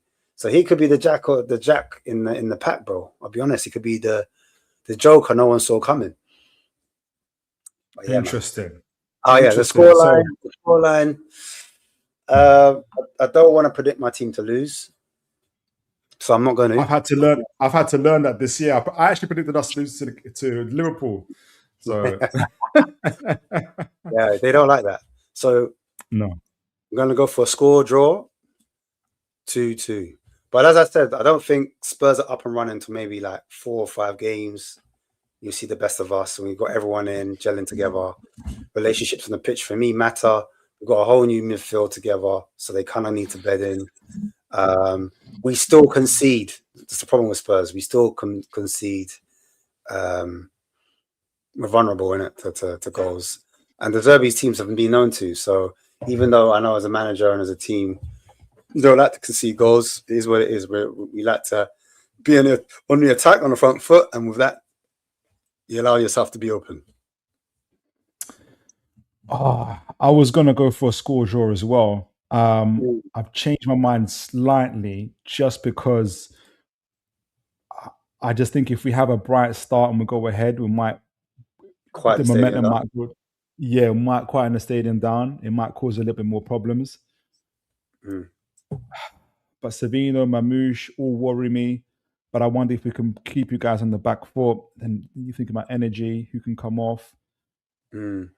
I will go for can we hold you off? That's my only thing. Can we hold you off? Yeah, goals wins games, man. Goals wins Goals games. win games. I'm It's gonna be a good game, man. It's gonna be if it it's is. basketball. I think it will suit you guys more if it's a basketball game. Yes. Yes, it Up and would. down. That's what you'd love. And I just wonder if Miley and Nico can He's a help German us. manager. He loves a transition. He all right, let's go for it. 2-1. I'm gonna go for a 2-1. I'm gonna go for a 2-1. Ash, you've been absolutely phenomenal as always. I know you gotta go. Before you do, can you let people know where they can find you? Yeah, you can find me on Spurs Kings TV. We do a show every Monday. And then also we do a rival show, which I couldn't do, unfortunately, this week, was as I've explained before. But yeah, Wednesday we'll be back, man. Don't worry, we're back Wednesday. We'll fire in. 100%. And lots of football talk and discussion as always, man. And we will be dissecting that Newcastle game in that show as well. Hopefully I can get a Yeah. few more Newcastle brothers on and a few more Spurs brothers so that we can be the talk of the town. The other guys can take a back seat, you know what I'm saying? For Yeah, a there's change, for a change. Yeah, exactly. Those guys don't need to talk for now. The exciting games are were the ones in the trenches. When you're in the trenches, that's the games that you want to be talking about. Yeah, that's it. Big yourself up, Ashman. Man. I know you're going up to George, so I'll lock onto that a little bit later myself, but I'll stay on and speak with the chat. God bless you, Ash. Take it easy. Love and peace, man. Big up. Have a good one.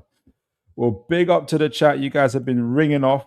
Apologies, I couldn't talk while kind of get to the chat while you guys are talking, but hopefully I will do my best to catch up now of things. I hope you guys have been sending your predictions. I felt super nervous putting in that. Yes, it's a win. Maybe because I'm thinking, am I getting caught up with the whole wave of, being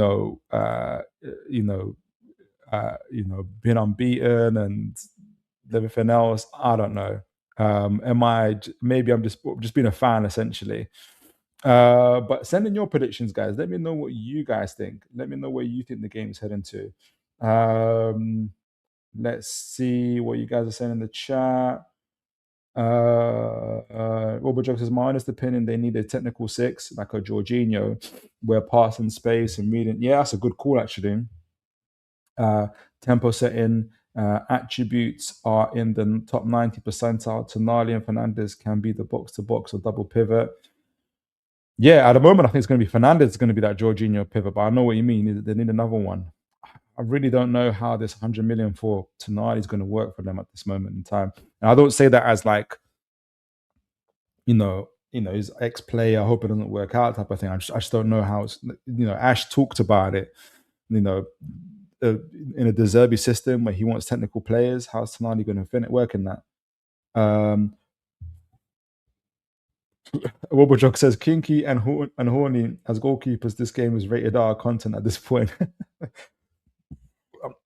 I like that. You got that one there. That's a good one. James says, I can tell you the midfield, but that's all. I believe it's going to be Miley Gonzalez. We have to see it. That double pivot. They might do a project again and Walt 9, and because Wissa prefers that deeper position. No, I think Wissa prefers to be a 9. He just having to drop deep because we don't have a 10 yet. Hopefully that changes tonight or tomorrow. I think if we don't sell Willock, he plays in this game. But I agree, if Willock does get sold, I think it'd probably be Woltemade in the 10. Gordon Bennett says, we are going to be counter-attacking a lot this game again. Do you reckon we'll be a kind of same as it was against Liverpool? I don't think Tottenham are as good as Liverpool just yet. I think if we can press them, and at home, if we can get a few jitters in them, I think the worst thing possible for them at this moment in time. I have this feeling that, and again, maybe me as a fan being biased and hoping for the best, but I just have this feeling that this probably is the worst game for them to play at home. I think if they played us at St James's Park, where there's, but then they just lost to Brentford 3-0. I think their confidence is brittle. I just think their confidence is brittle. And for us to sit back would be a mistake. The first 20 minutes is going to be a teller. If that first 20 minutes is going to set pace, it always is in games, isn't it? But that first 20 minutes is going to be very, very, very interesting. If we can go ahead and really, really hurt them, it's going to be an uphill for them. James says, this is why I think Gonzalez could be quite dangerous for Spurs. Yeah, me too. Me too. Big up, Sophie B. Haven't seen you in a minute. God bless you. Great to have you back. She says, Yasso Ball in Eddie we trust. Oh, that was by accident. Sorry. My manager, says Sophie. Big up, Sophie. Good to see you back.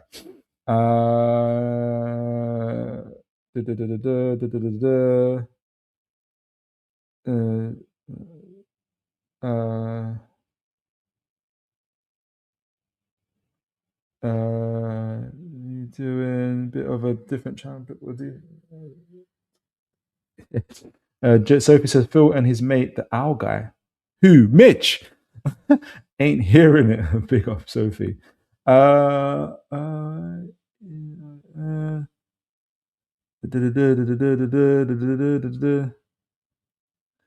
are we going?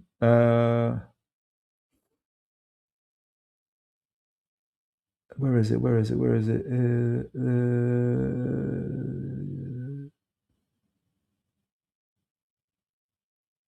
What's going on? What was it? I'm missing. I feel like there's a big old conversation. I'm trying to find the conversations for the game.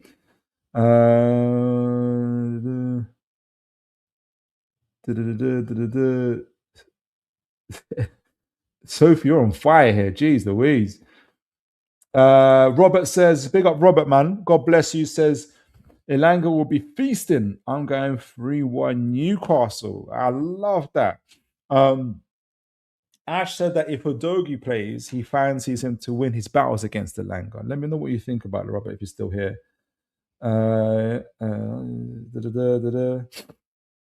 Ooh, NUFC, big up to you. God bless. He says, do you think Liverpool comes back? That's a great question.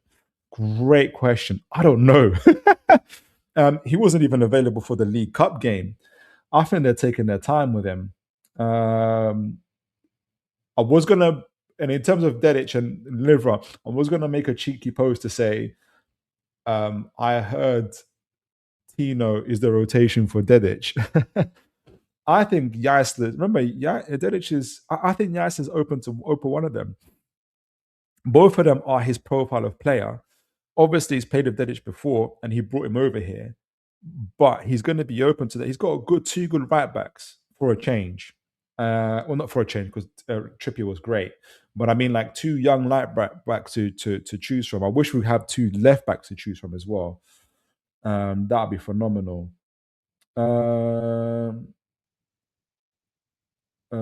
This game would be so hard. Gordon says this game would be so hard to predict. We are in transition. Yeah, I agree. And first away game, Spurs are at home and will be super up for it. Hard to predict, so I'll go for a draw 2-2. Ash did the same thing. That's probably a good safe bet. I was going to go for a draw as well.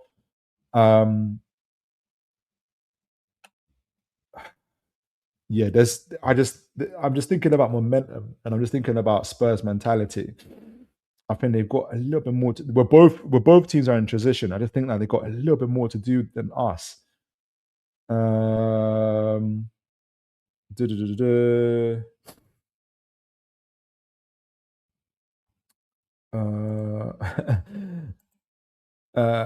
Jog says, Phil, seeing your fan base reaction online about your manager's Pashoon,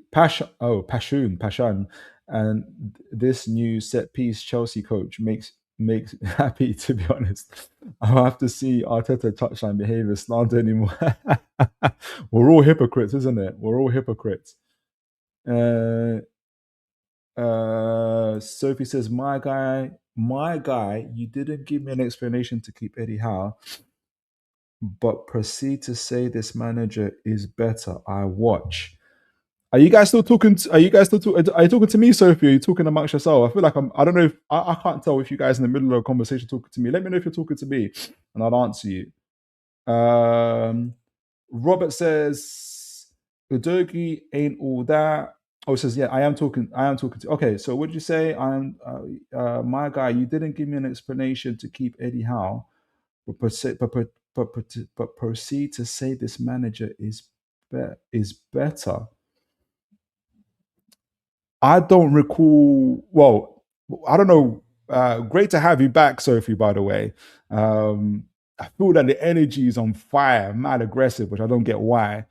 But in relation to Eddie Howe and Yeister, first of all, Eddie Howe, we talk about not just Eddie Howe, in any topic really in great detail. Even today's show with Ash, we broke down the tactics, everything. It would have gone even longer, but Ash had to go. We're breaking things down. I've always been clear about Eddie Howe. And remember, he would have still stayed. The owners believed in him as well. He would have still stayed if he wanted to continue. And I did a whole like show and stream breaking down the team, breaking down the transfers, breaking down what's been going on throughout the season, tons of stuff. I just thought there's more external factors that impacted the team that were not Eddie Howe related. And if anything, Sophie, Eddie Howe kept this team and kept this club together most of the time.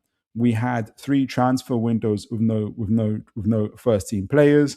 We've had sporting directors leaving the club before the transfer window started and calling Eddie back from holiday to try and salvage a transfer window for us. So I think there are things that Eddie Howe could have done better in terms of tactics and in-game management. I think even in the early days now of Yeister, you're seeing some real changes that he's making in-game. But I also credit the fact that even while he fought against pneumonia, he was tireless, he was tired. I think that maybe explains some of the stuff he was doing in-game. I think it's a bit of both. Whether you were for Eddie or against Eddie, we still all support the same club. And I would have been happy for him to continue. As the same now that Yeister's here, I'm not here saying because I wanted Eddie to continue, I don't want Yeister as my manager. That'd be foolish. Yeister is Newcastle United manager, and I back him the same way. And when results do turn, as they inevitably do, and people come and blame Yeister and say, the same things that they said about Eddie Howe, and they want to forget about the context, which is this is a club in transition, that we literally lost our top striker, we lost our captain, we lost our manager, we lost one of our best midfielders. We've had 8-9 new players, about 8 or 9 of them, 7 or 8 of them were like under 20s. There's going to be people like yourself, Sophie, who are not going to want the context anymore. And you're going to be calling me a happy clapper for backing Yeister because I'm giving context to stuff. But that's just how football is. I gave context to Eddie Howe. I think he's a great manager. He was a great manager for us. I think more things outside of things that went against him than they should have. But I also think there are some things that he could have taken. He is also should take responsibility for in terms of in-game and some of his tactics. It'll be the same for Yeister. But I want him to succeed. I want him to succeed. Absolutely. We'll do about 5-10 minutes of chats and then we'll close off. NUFC, I can't wait till Yeister sticks. He's not on the French Macam. Robert says 50% of their back four is not match fit, so it might be a game of 2 halves. Yeah. And I do wonder I didn't think about in terms of who we're going to take off, who we're going to bring off the bench as well. Obviously, we've got Torre, who's still settling in. Shaw, Joelinton's out. Bamba, Stur. Obviously, Bergvall doesn't play for us. Woltemade, Willock, I think will start. Nico will start. Ramsey's on the bench again. He must be fuming. Murphy, if he's still here, it looks like he will be.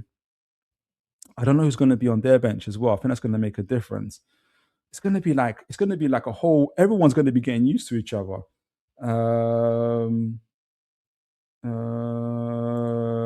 And you see, I can't see a way for Tina to get back in for Dedic. Keeps up the form and tell it.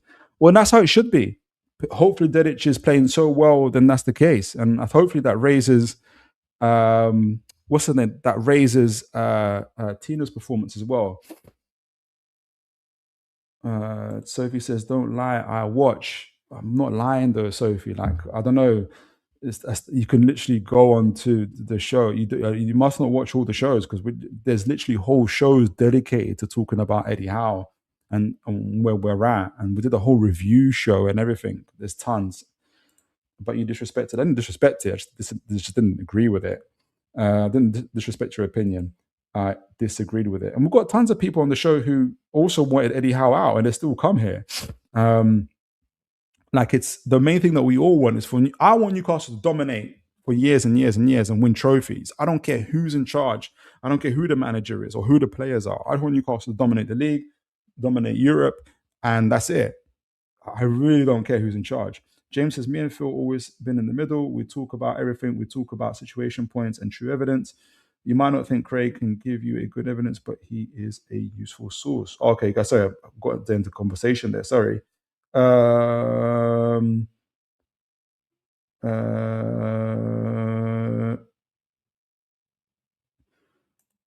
also effed us. This is what we have to reset. I did a whole show about the reset. You got to about the cart before the horse. If you got time, do have a look at it. We talked about a whole reason why the reset. I don't think it was Eddie Howe by himself. I think and if you actually read the article that Hopkinson, our CEO, read, because we went through an article, Sophie, literally reading a whole article by Hopkinson about him talking about this whole Newcastle 2.0, why they're having the reset and what they're doing. And it's not on Eddie Howe, put it that way. There's a whole load of other external things that have happened from PSR to changing to SCR, their strategy in transfers and everything else is all flipped around. It's all changed. We went through that on the show as well. Wobblejog says it's a bit too early to say if the new manager is better. I agree. Don't think it's fair either judge before a season or two to pass the new manager. Exactly. But the thing is, Wobblejog, I know it's going to happen. I know it's going to happen because I know I'm going to, like, by the grace of God, we didn't lose to Liverpool. Hopefully we don't lose to Spurs, but if the results turn the other way, you're going to see people talking about Yas the same way they talked about Eddie Howe. You got people already saying that 18-year-olds, they said they're never going to make it. It's just the nature of the beast.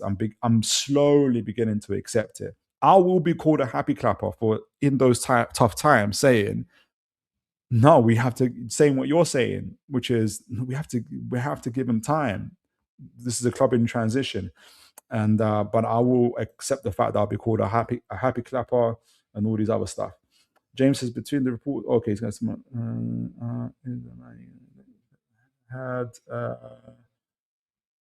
no. Gordon Bennett says, excuse me. Phil, what do you think of Ramsey? He's a good player, but something seems lacking. Great question. I watched him in pre-season. I thought it was really, really good. Really, really good.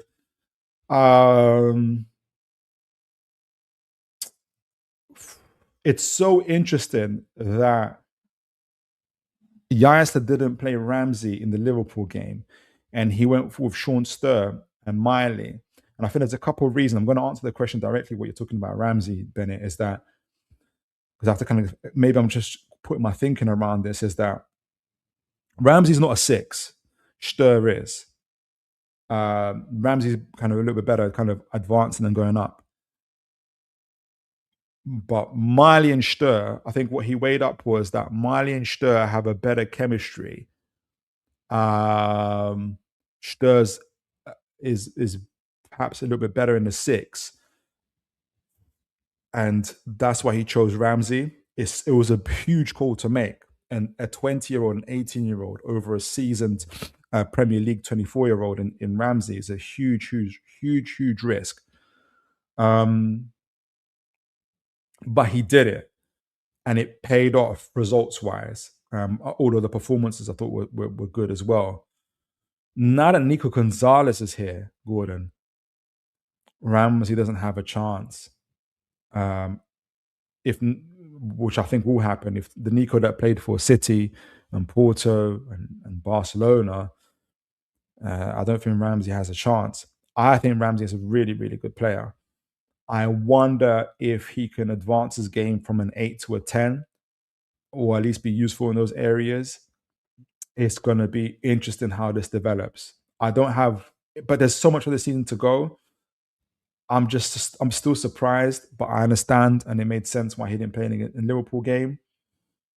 In terms of lacking, like I said, I just think everything's in flux at the moment, and he's finding his way into the system and where he best suits.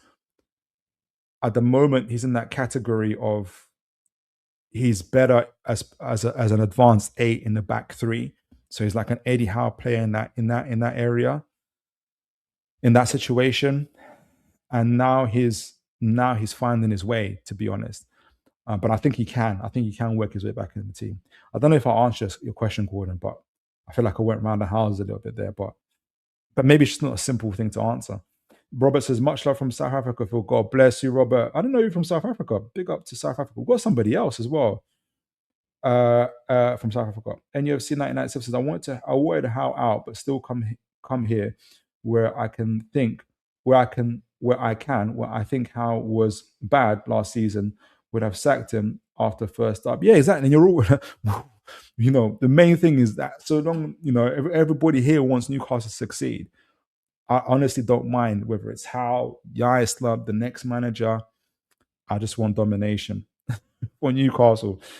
Sophie says, Philip, I know everything about this club. I absolutely don't disagree with that at all.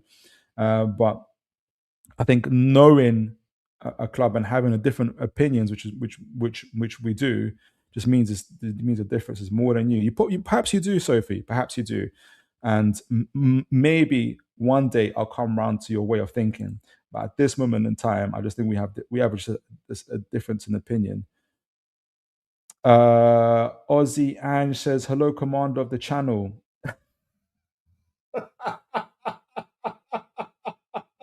Is that a reference to the thumbnail? Hello, commander of the channel. A superb win yesterday. Yes, and I didn't even get a chance to talk about it, but it was decent, and a well beat over signing we got in. Newcastle would have to be at their best if they want to nick a point of the Spurs. Come on, you! I absolutely agree with that, Ozzy. I predicted the win, but I did it like I just think that I'm just more reliant on momentum and a momentum shift in the game. I think the team's confidence is brittle, in my opinion. And if we can attack you in that first 20 minutes and maybe get a goal or two and turn the crowd, I think that's what I'm banking on. But beyond that, I have no idea. I think both teams can hurt each other from an attacking point of view, and I wouldn't be surprised. I wouldn't want us to lose. If that were possible, but it wouldn't. I wouldn't be like, I can't believe it type of thing. So, yeah, but big up to you, Ozzy. Thank you. Sophie says, I live here, I live here. So I live here, love my club. I did just Newcastle Daily, all you and every content creator I correct. Fair play. And that's what we're here for. We don't want an echo chamber. We want people to talk in the respectful way as we all try to do. Thanks, Sophie. Sophie says, do you think Nick G? Do you know, for a moment I thought about Woltemade. I had to rethink my mind. Would come under Eddie Howe? I don't know. Isak did. Tonali did. Bruno Gomes did. So I don't know. Botman did when Milan wanted him. If the theme or the idea is Eddie Howe can't attract players of the caliber of Nico G, I think that's incorrect. I think we've had players of equal to, or I mean, some might argue even better caliber than Nico G come to Newcastle under Eddie Howe.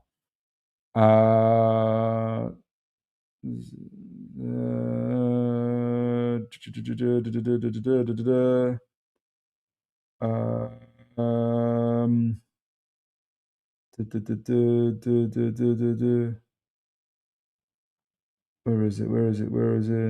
It's a lot of conversation. Big up Scarfy. Big up. How are you doing, sir? My man Harry Scarf TV is here. Good to see you, sir. God bless you, man. Hope you're well. Hope you're well. Let me know if you're doing the preview show for the Tottenham game. I should be, if I don't know, I'm inviting myself, Harry. But if you do have something on Friday, should be available. Do let me know. Big up Harry Scarf. If you guys aren't already subscribed to him, incredible a person, human being, but also a great channel. I do encourage you guys to get on it. All right, so I think I've got to the end of the chat. Guys, you've been absolutely phenomenal. I wish I could have talked more about the game against West Bromwich. A few things there, but we've run out of time. I want to thank our phenomenal guest, Ash, who was absolutely brilliant, adds so much quality. It's a shame that we couldn't keep him for the whole show, but the guy's in high demand. Has already gone to another channel as well. We did talk about the transfer news and transfer information. Sophie, I don't know who you're talking to. I don't know if it's me or anybody in this channel, but like I said, we want to keep up the respect and everything else. So, look, we can have differences of opinion. We can clash on various issues. Eddie Howe in, Eddie Howe out. Is Woltemade a 10? Is he a 9? All these other things. And we're not going to be disrespectful to each other. You know how the show is. You know, I try to keep it. So let's not be like disrespectful. All right. So we talked about the transfers. Also, Bilal El Khannouss, Mateus Fernandez. I hope. I would love for us to get both. Maybe I'm greedy. I don't know. We talked about the transfers. We had a fantastic breakdown of the game with Ash, as I spoke about earlier, and we went through the chat. So you guys have been phenomenal as always. The chat was ringing off. I got some fantastic questions to ask to put forward to Ash as well. And look, as always, guys, thank you for liking, sharing, subscribing, and as always, make sure you take care of each other. And God bless you all. Take care.